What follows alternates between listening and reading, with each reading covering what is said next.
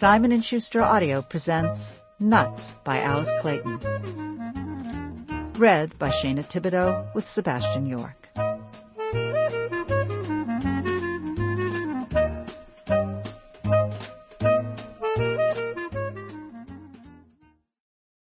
Chapter 1.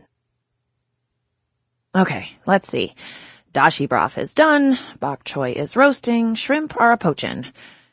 Gluten-free as far as the eye can see, I told myself, leaning on the stainless steel counter in the most beautiful kitchen ever created. If you liked mid-century California modern, and who didn't? Miles and miles of stainless steel and poured, polished concrete. Countless appliances and chef's tools sat against the herringbone subway tiles, shiny and untouched by their owner's hand. Touched only by my hand. Private chef and banisher of the evil gluten in this land of blonde and trendy. Specifically, Hollywood. Specifically, Bel Air.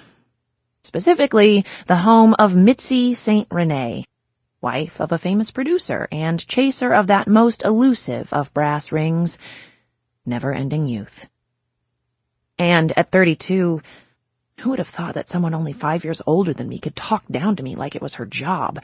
In a town where 30 was the benchmark for older men marrying for the love of tits, Mitzi was obviously concerned about her age.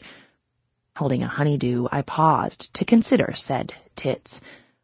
Said tits were attached to a beautiful woman. Said tits were attached to a not very nice woman. Said tits were attached to an asshole, truth be told. I shook my head to clear it and started to cut up the melon, 1-inch cubes with crisp edges, no rounded corners here. Next up were cantaloupe balls, rounded and plump. No ragged hollows, simply perfect balls.